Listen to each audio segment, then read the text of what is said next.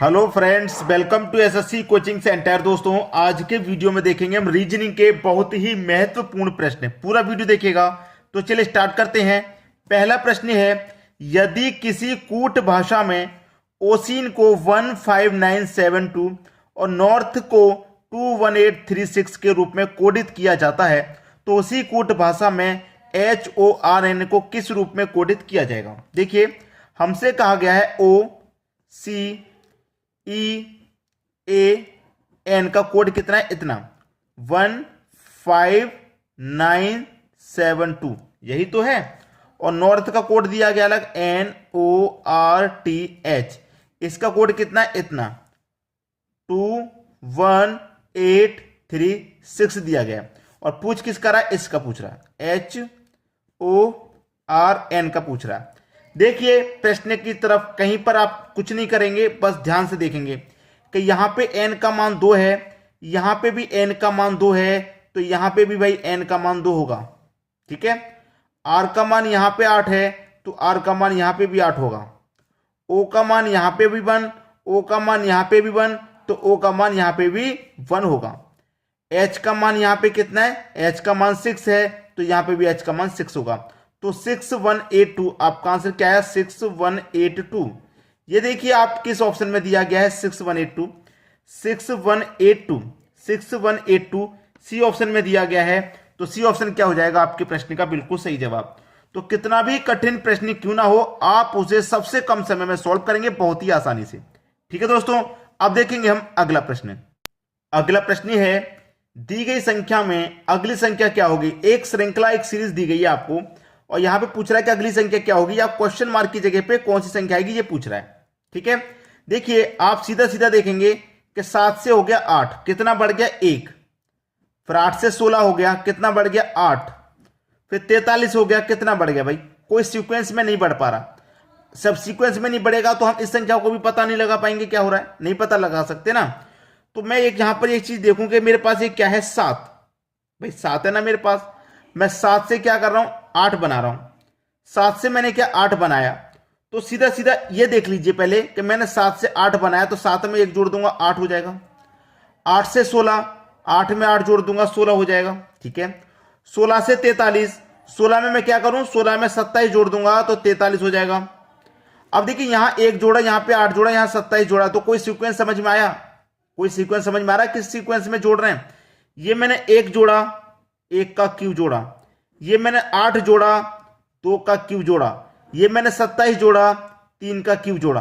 अब यहां क्या जोड़ूंगा, 1 का क्यूब, 2 का क्यूब, 3 का क्यूब, इसका मतलब 4 का क्यूब जोड़ूंगा। 4 का क्यूब कितना, 64 होता है।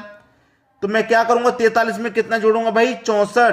तो 3 और 4 हो जाएगा 7, 4 और 6 10, 107 आ जाएगा। क्वेश्चन मार्क यहां पे कितना आ जाएगा, 107। और ये दिया कहां गया है, सी ऑप्शन में। सी ऑप्शन आपके प्रश्न का बिल्कुल सही जवाब है। क्लियर हो सभी को। अब देखेंगे हम अगला प्रश्न। अगला प्रश्न है, नीचे दिए गए प्रश्न का सही बिन आरेख बताओ। पिता, माता, काव्यत्री। देखिए, काव्यत्री बहुत सारे बच्चों को शब्द समझ में नहीं आ रहा होगा, मैं आपको बता दूं। जैसे कवि होते हैं, कवि कौन, कवि। कवि कौन होते हैं दोस्तों, कवि हम किनको कहते हैं, आदमी पुरुष होता है। ठीक है, जो कविताएं लिखता है उसी को कवि कहते हैं, ये मेल होता है। ठीक है। और जो फीमेल होती हैं, इसमें जो फीमेल होती हैं उनको बोलते हैं कवयित्री, कवयित्री फीमेल को। ठीक है भाई, जो पुरुष होते हैं उनको कवि, और जो फीमेल होती है उनको कवित्री। ये भी कविताएं लिखते हैं और ये भी कविताएं लिखते हैं, लेकिन मेल फीमेल का अंतर है बस। ठीक है।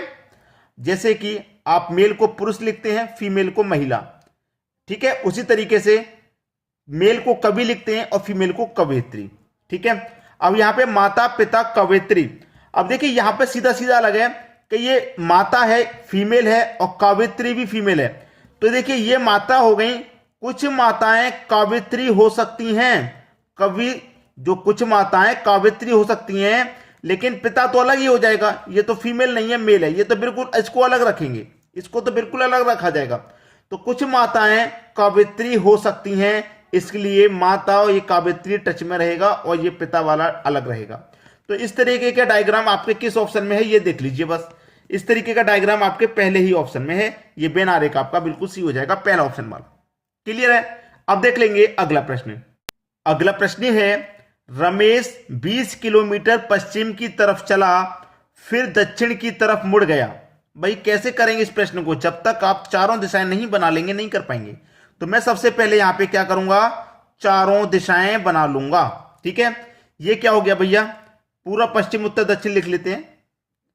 पूरब पश्चिम पश्चिम, ठीक है, शॉर्टकट में लिख देता हूं, पूरब पश्चिम उत्तर उत्तर दक्षिण, शॉर्टकट में लिख लिया, कोई बात नहीं, समझ में आ रहा, पूरब पश्चिम उत्तर दक्षिण। अब देखिए आपसे कहा गया कि रमेश 20 किलोमीटर पश्चिम की तरफ चला, पश्चिम की तरफ, जो भी रमेश का स्थान होगा बिल्कुल बीच पॉइंट में होगा।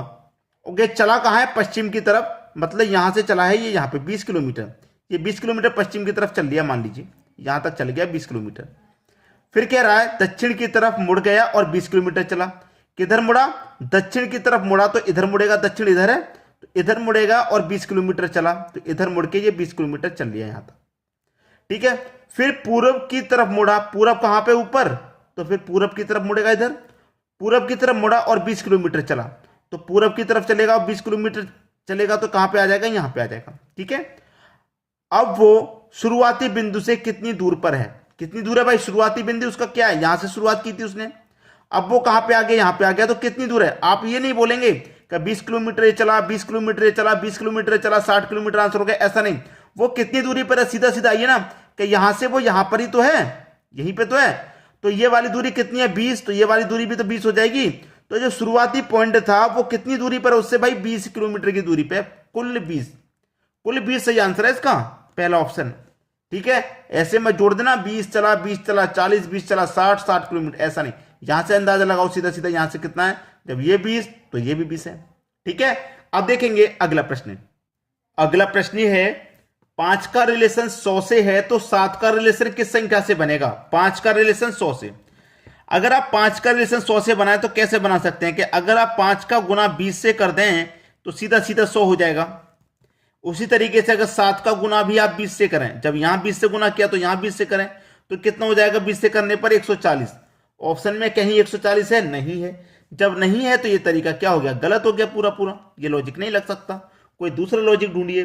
तो दूसरा लॉजिक क्या है वो मैं आपको बताता हूं। आपके पास 5 ही है, ये 5 है तो 5 का स्क्वायर कर दो, कितना होता है 5 का स्क्वायर 25, और 25 का गुना 4 से कर दो तो 100। पहली संख्या का स्क्वायर, फिर स्क्वायर का गुना 4 किया। ऐसी मेरे पास पहली संख्या 7 है तो 7 का स्क्वायर करूं कितना होता है 49, स्क्वायर का गुना 4 किया तो यहां भी मैं स्क्वायर का गुना 4 कर देता हूं, 49 का गुना 4 से करूंगा 196 हो जाएगा, और 196 दिया गया है डी ऑप्शन में, तो डी ऑप्शन क्या हो जाएगा, आपके प्रश्न का बिल्कुल सही जवाब। तो दोस्तों आज के वीडियो में इतना ही। वीडियो पसंद आया तो शेयर जरूर करना ताकि सभी बच्चों तक ये जानकारी पहुंचे। वीडियो को अधिक से अधिक शेयर करें, अधिक से अधिक बच्चे देखेंगे तो अधिक से अधिक जानकारी हमारे भारत देश में अधिक से अधिक सबको मिलेगी, और सभी शिक्षित होंगे और सभी का कामयाबी पूरी होगी। जो बच्चे तैयारी कर रहे हैं, घर पे बैठ के तैयारी कर रहे हैं, कोचिंग नहीं जा पा रहे, तो उन तक वीडियो को जरूर पहुंचाने की कोशिश करें। ठीक है दोस्तों, वीडियो देखने के लिए आपका बहुत बहुत धन्यवाद।